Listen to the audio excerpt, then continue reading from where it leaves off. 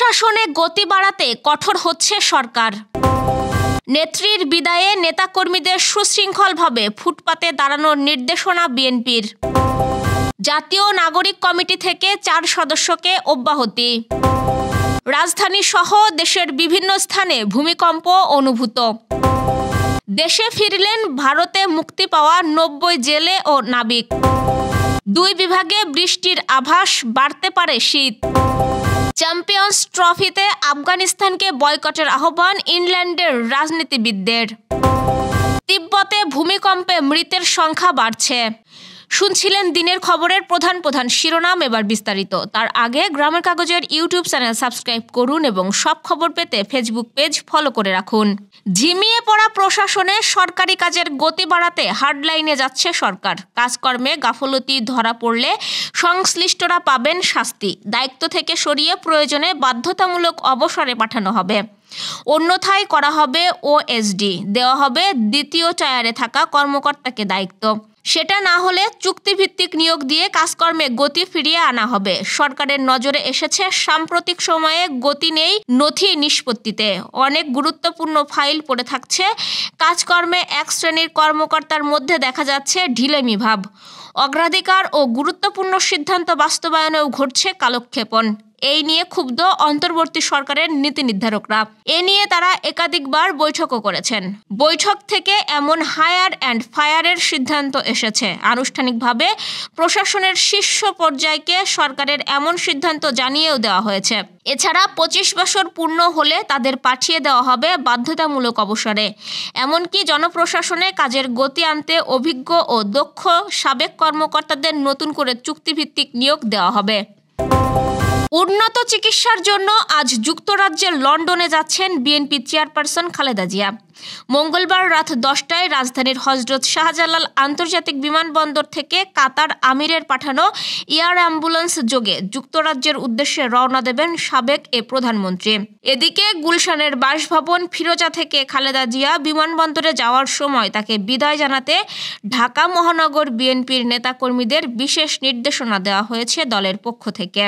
সোমবার বিএনপির কেন্দ্রীয় দপ্তর থেকে পাঠানো এক সংবাদ বিজ্ঞপ্তিতে দলটির সিনিয়র যুগ্ম মহাসচিব রুহুল কবির রিজভী বলেন, বিএনপির চেয়ারপারসন ও সাবেক প্রধানমন্ত্রী খালেদা জিয়া চিকিৎসার উদ্দেশ্যে মঙ্গলবার রাত 8টায় তার গুলশানের বাসা থেকে হযরত শাহজালাল আন্তর্জাতিক বিমানবন্দরে রওনা হবেন।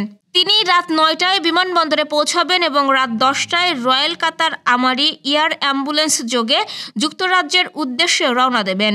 বিজ্ঞপ্তিতে বলা হয়, বিএনপি এবং সব অঙ্গ ও সহযোগী সংগঠনের নেতাকর্মীদের সুশৃঙ্খলভাবে রাস্তার ফুটপাতে দাঁড়িয়ে দেশনেত্রীকে বিদায় জানানোর জন্য বিশেষভাবে অনুরোধ করা হলো, যাতে রাস্তায় যানবাহন ও পথচারী চলাচলে কোনো বিঘ্ন না ঘটে।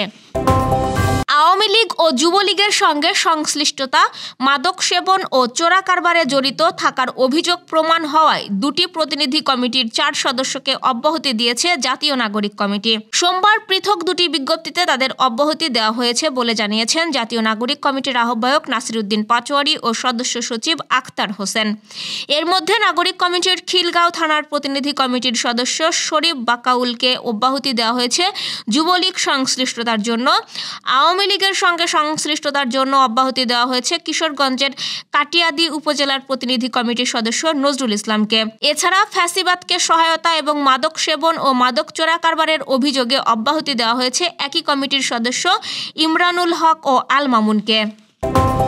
4 দিনের মাথায় রাজধানী ঢাকা সহ দেশের বিভিন্ন স্থানে আবারও ভূমিকম্প অনুভূত হয়েছে। তবে প্রাথমিকভাবে এতে কোনো হতাহত বা ক্ষয়ক্ষতির খবর পাওয়া যায়নি। মঙ্গলবার সকাল 7টা 5 এ ভূকম্পন অনুভূত হয়।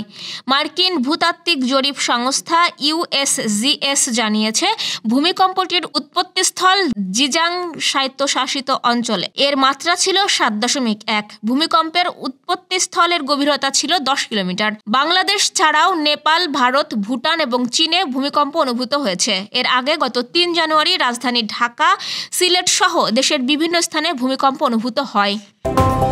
ভারতীয় কোস্ট গার্ডের হাতে আটক 2টি ফিশিং ট্রলার সহ 78 জেলে ও নাবিক সহ 90 বাংলাদেশি দেশে এসে পৌঁছেছেন।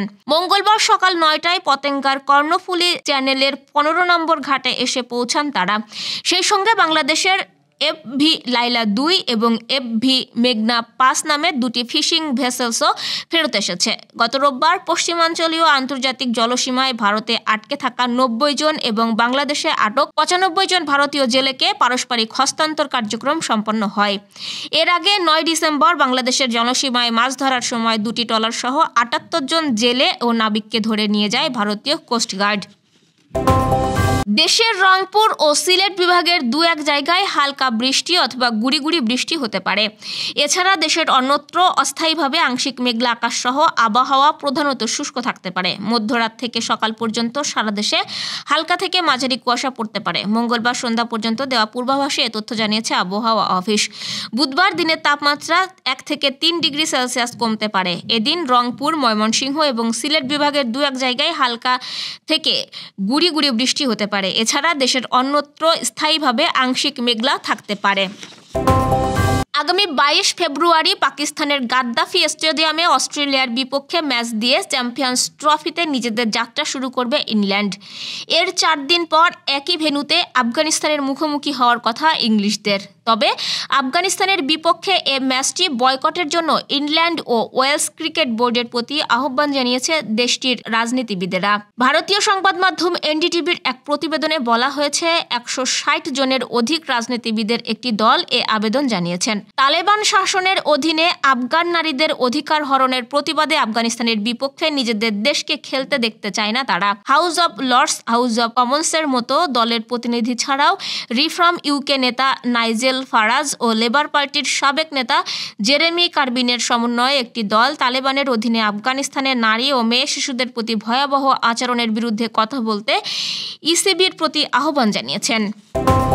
চীনের তিব্বতের প্রত্যন্ত পার্বত্য অঞ্চলে শক্তিশালী ভূমিকম্পে অন্তত 53 জনের প্রাণহানি হয়েছে। মঙ্গলবার চীনের রাষ্ট্রায়ত্ত সংবাদ মাধ্যম সিনহুয়া এ তথ্য নিশ্চিত করেছে। প্রতিবেদনে বলা হয়েছে, মঙ্গলবার স্থানীয় সময় সকাল 9:05 এই ভূমিকম্পের মাত্রা ছিল রিক্টার স্কেলে 6.8। তবে US জিওলজিক্যাল সার্ভে ভূমিকম্পের মাত্রা 7.1 বলে জানিয়েছে। সিনহুয়া সংবাদ সংস্থা জানিয়েছে, তিব্বতের স্বায়ত্তশাসিত অঞ্চলের জিগাজে শহরের ডিংরি কাউন্টিতে 6.8 মাত্রার ভূমিকম্পে 53 জন নিহত ও 62 জন আহত হয়েছেন। এই ছিল দুপুরের আয়োজন। সাথে থাকার জন্য ধন্যবাদ।